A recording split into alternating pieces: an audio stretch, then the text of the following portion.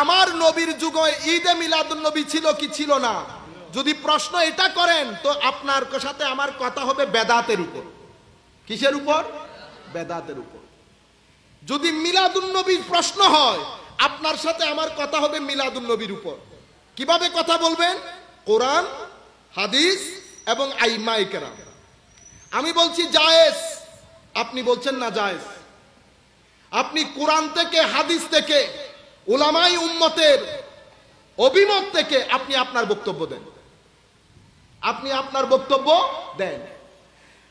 আর আমি যদি জায়েজ মনে করি, আমি কোরআন, সুন্নাহ, আইম্মায়ে কেরামের অভিমত থেকে আমি দলিল দেব। এটা হচ্ছে মিলাদুন নবীর উপর।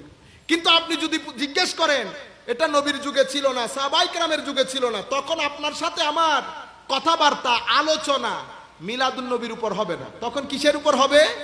বেদাতের উপর।